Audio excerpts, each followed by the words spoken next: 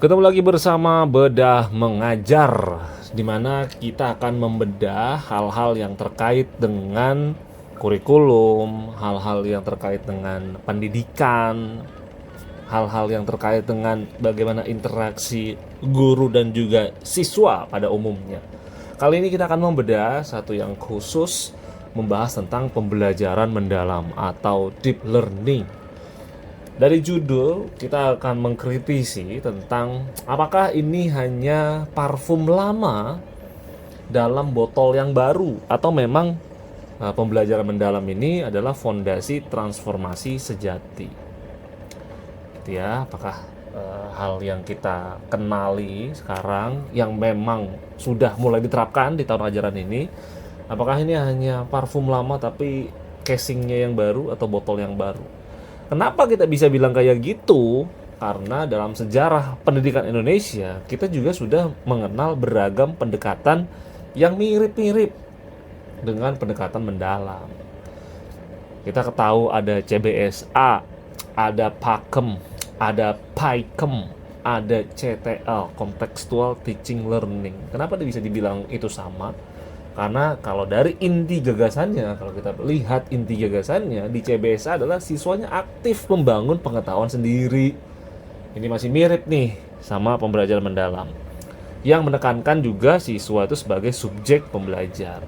Dari Pakem dan Paikem ini juga sama, inti atau ide besarnya adalah aktif, kreatif, inovatif, menyenangkan dan bermakna. Nah, di dalam pembelajaran mendalam ini juga mendorong pembelajaran yang kontekstual dan meaningful. Kemudian ada CTL, ini juga ide besarnya belajar dikaitkan dengan kehidupan nyata.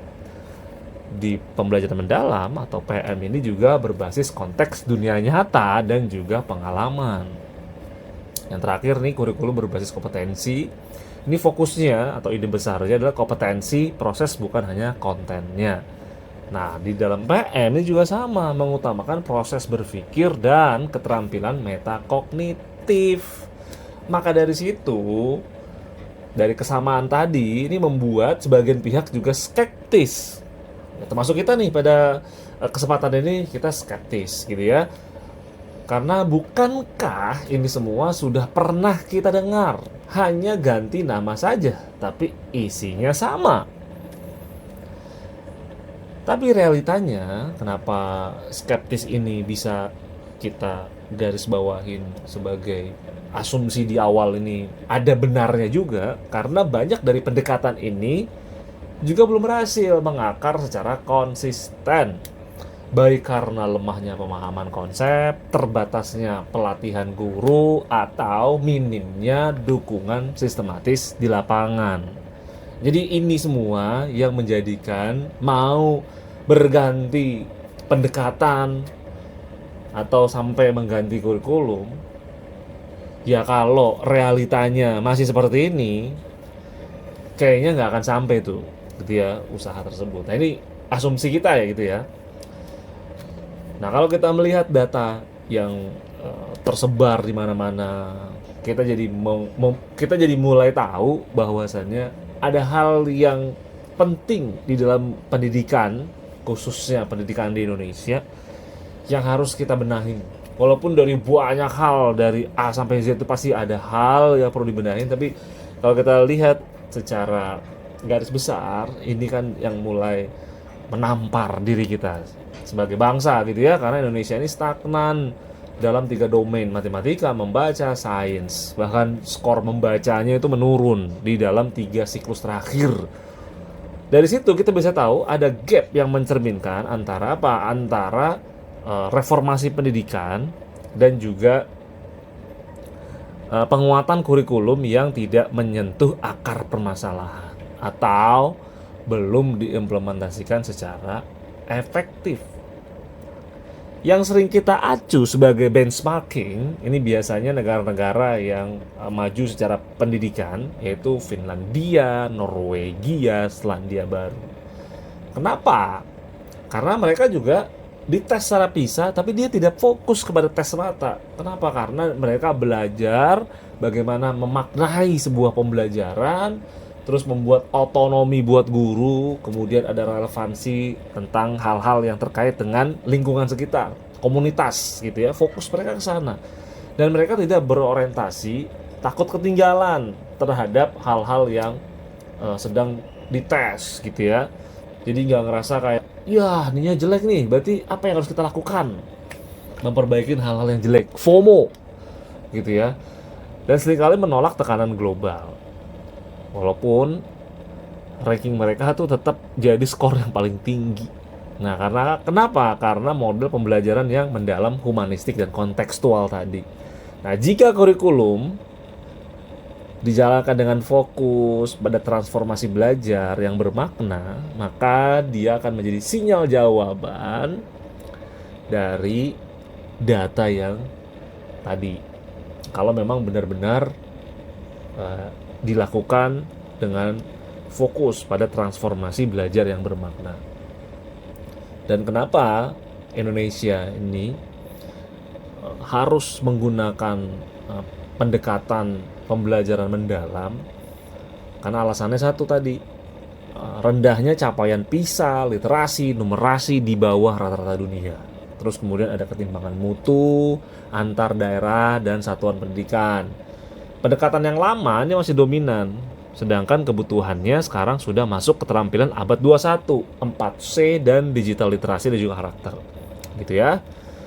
Nah, selanjutnya pembelajaran mendalam ini hadir untuk menjawab kelemahan pendekatan sebelumnya, yaitu berupa kerangka kerja untuk membentuk proses belajar yang aktif dan bermakna serta transformatif.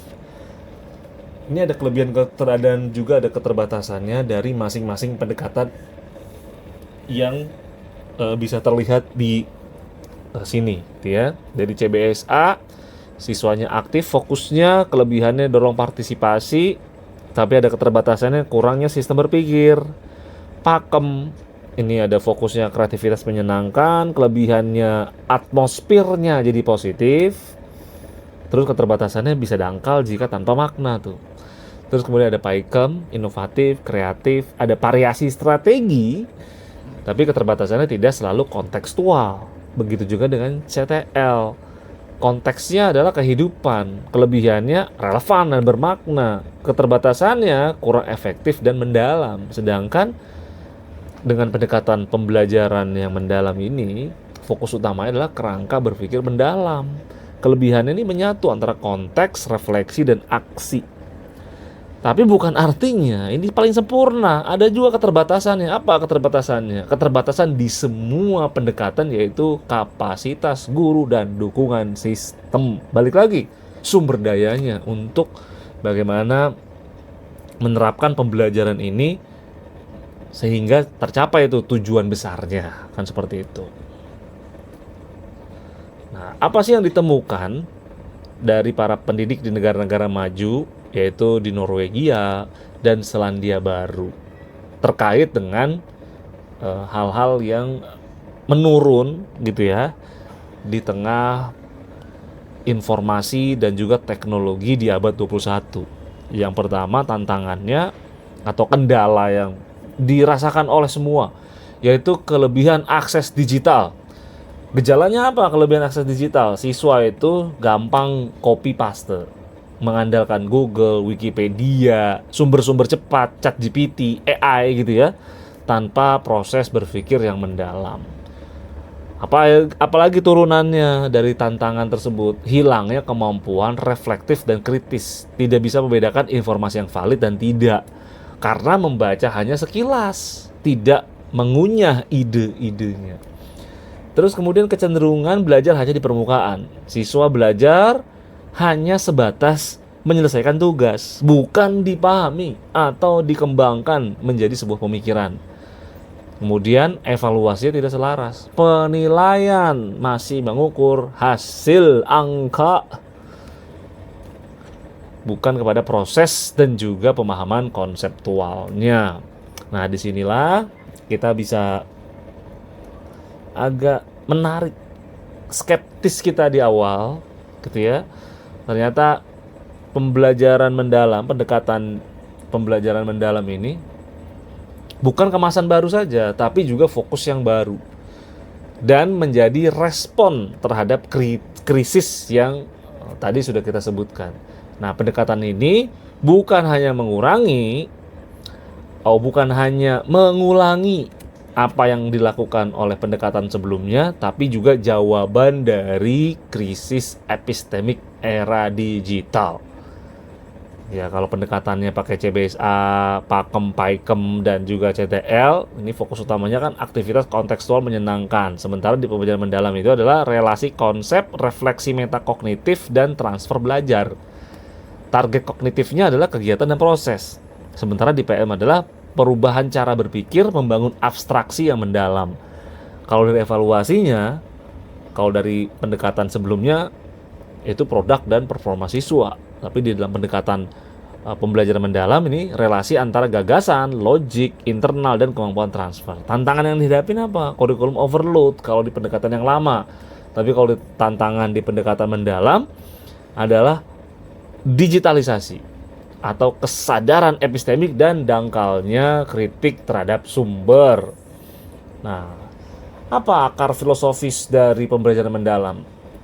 Kalau tadi kan kita bisa bilang bahwa lo ini kan udah lama ada di Indonesia, kita udah kenal kok, ibaratnya kayak parfum lama, kita udah kenal aromanya, kita udah tahu wanginya. Nih, dari sini kita bisa tahu bahwa pembelajaran mendalam ini punya akar filosofis di Indonesia, yaitu adanya Kiai Hajar Dewantara, pendidikan berbasis asa asi asu gitu ya, dari Kiai Ahmad Dahlan, pendidikan sebagai alat perubahan, dari Hasyim Asy'ari, pendidikan itu memuliakan dan berpusat pada penghormatan terhadap guru. Terus pendidikan juga sebagai jalan pembebasan, dan ini juga sejalan dengan tokoh-tokoh dunia pendidikan.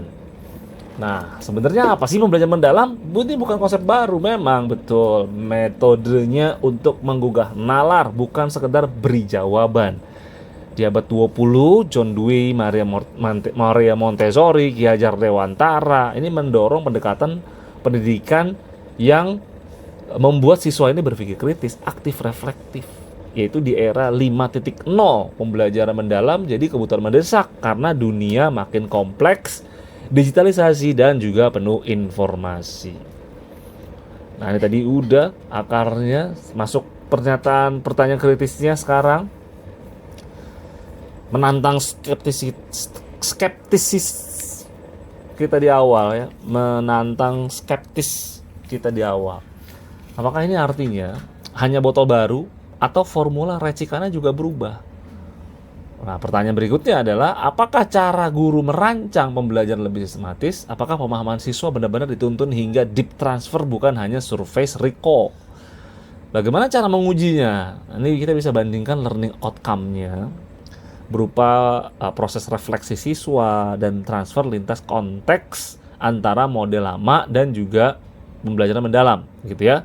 Terus kemudian kita bisa lihat dari sisi siswanya nih ya, bagaimana mereka mengkaitkan dengan kehidupan nyata dan membuat sintesis ide dari berbagai disiplin ilmu. Terus bagaimana supaya bisa tetap relevan. Nah, dengan mengadaptasi konteks digitalisasi, AI, kecerdasan buatan, budaya Gen Z dan Alpha tanpa kehilangan esensi meaningful learning. Dengan terus mengembangkan toolset, pedagogi seperti scaffolding, berpikir kritis, performer test, dan student lead inquiry, inilah yang menjadi keyakinan kita agar tetap menjaga formulanya dari apa yang baik yang sudah dikenali oleh kita di pendekatan sebelumnya, ini bisa terus lestari gitu ya. Nah, apa yang menjadi kesimpulannya? Apa yang jadi masalah bukan soal botolnya baru atau tidak, bukan soal kemasannya. Sekali lagi, bukan soal namanya yang berubah. Mau namanya diganti apapun. Tapi yang paling penting adalah apakah aroma lama itu masih menyentuh atau justru kehilangan makna. Nah, yang dimaksud aromanya apa? Yaitu pengalaman belajar yang menggugah, bukan hanya sekedar menggugurkan kurikulum. Itu teman-teman, sampai jumpa lagi bersama Bedah Mengajar. Terima kasih teman-teman.